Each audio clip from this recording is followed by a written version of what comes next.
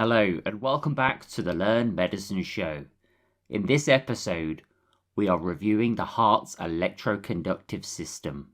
And this is a really important topic if you want to get to grips with the underlying physiology of electrocardiograms. So let's get straight down to business. Here is a diagram of the heart. There are 4 chambers of the heart. The upper chambers are the right atrium, the left atrium, and the lower chambers are the right ventricle and the left ventricle. The outflow tracts are the aorta and the pulmonary artery. But in this tutorial, we will remove the outflow tract to get a better view at the electroconduction pathways. Here are the conduction pathways, and this is the anatomy that you need to know. The Sinoatrial node is located in the right atrium. The atrioventricular node, otherwise known as the AV node, is located in the interatrial septum. The AV node is connected to the bundle of His, and this divides into the left and right bundle branch. The left and right bundle branches run the full length of the interventricular septum, and as they enter into the ventricles, the branches divide into Purkinje fibers, and these fibers allow conducted electrical signals to penetrate different areas of the ventricular muscle.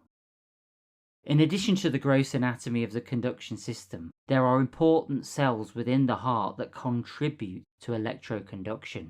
Sinoatrial node cells are the pacemaker cells of the heart. We'll talk more about these shortly. Atrial myocytes are striated cells that contain actin and myosin.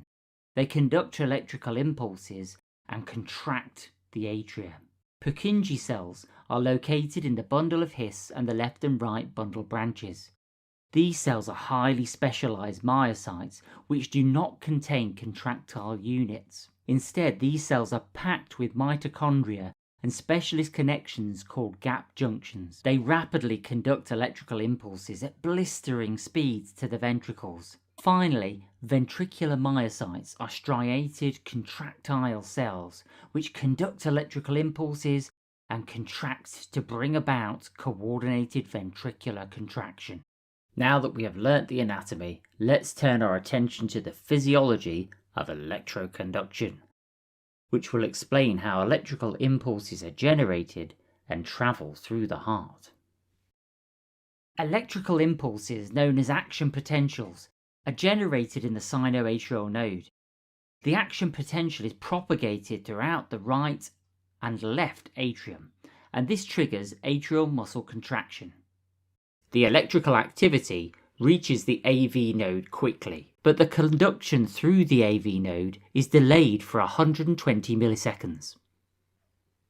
The atrioventricular node is known as the gateway to the ventricles, controlling the number of impulses which are allowed through from the atria to the ventricular muscle.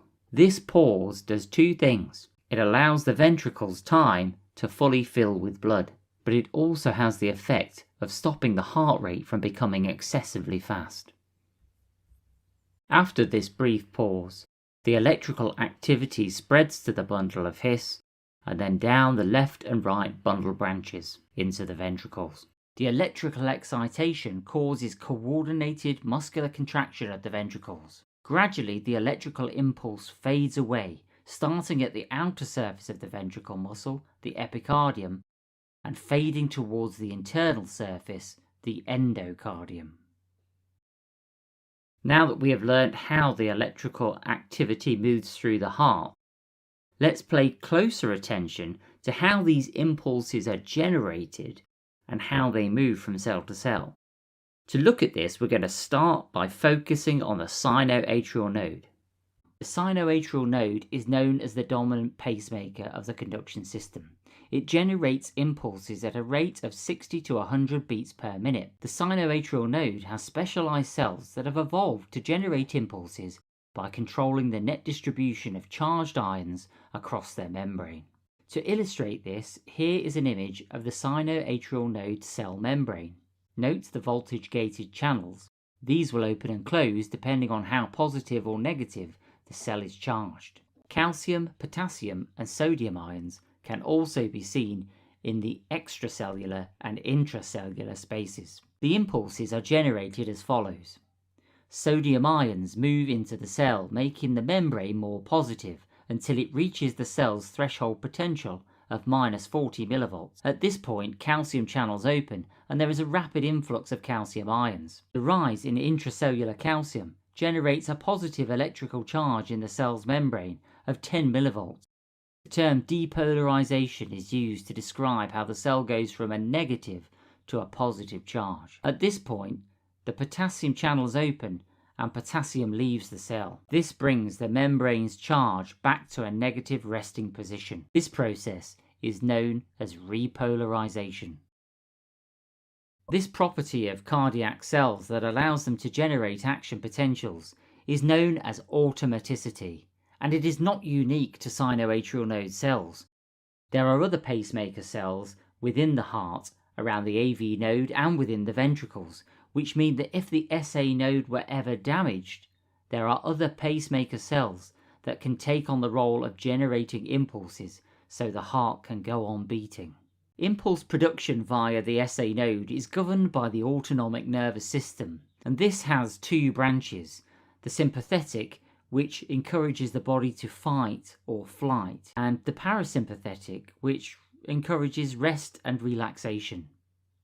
The sympathetic branch of the autonomic nervous system increases the number of impulses produced in the sinoatrial node. This has the effect of increasing the heart rate. The parasympathetic nervous system reduces the rate of impulses produced and subsequently reduces the heart rate. So we have learned about how the pacemaker action potential is generated. The next challenge faced by the conduction system is how to propagate this action potential to the other cardiac cells, such as the atrial myocytes and the 400 million myocardial cells that make up the ventricles. This is achieved through an adaptation known as gap junctions. Gap junctions, as their name suggests, sit at the junction between two cell membranes and allow a passage from one cell to another. In this image, you can see the sinoatrial node cell on the left, and as it depolarizes, it allows positively charged ions to move into the cardiac myocyte on the right, as well as chemical messengers such as IP3 and cyclic AMP. The net movement of these positively charged ions and molecules generates an internal cascade of events which leads to an action potential and depolarization of the myocyte. So the action potential is propagated from the sinoatrial node through gap junctions into the surrounding tissues, and this cascades down from the atria all the way down to the ventricles. This animation illustrates how the action potential changes from the sinoatrial node as it is conducted through the cardiac conduction system. Although these action potentials have varying shapes, there are particular qualities that they will all share. For example, they will all have a resting membrane potential and an overshoot when the action potential fires. After the overshoot, there will be an absolute refractory period, and during this time, the myocyte is unable to produce any further action potentials, no matter how strong the stimulus. With this particular action potential, this is because sodium channels have become inactivated and cannot open until the membrane potential has repolarized. The absolute refractory period is very important. It prevents cells from firing action potential rapidly and subsequently prevents the heart from beating too quickly. Following this is the relative refractory period. During this time, the myocyte can generate action potentials, but only if the stimulus is strong enough. It is not essential to know all of these action potentials in detail, but it is worth paying attention to the action potential from the sinoatrial node and from the ventricular myocyte. This image demonstrates when sodium, calcium and potassium ions either enter or leave the cells.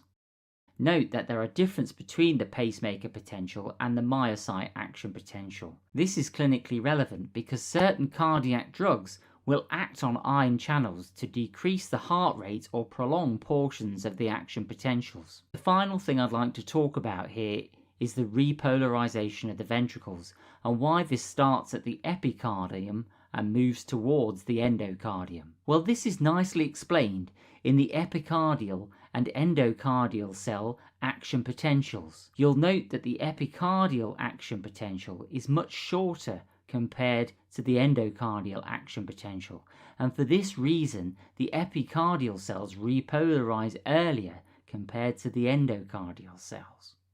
And this explains why the myocardium repolarizes from epicardium to endocardium. This brings us to the end of this episode of the Learn Medicine Show, but we'll be back with an even more fascinating and exciting look at how we measure electroconduction in the heart using an electrocardiogram. Thanks for stopping by, and I'll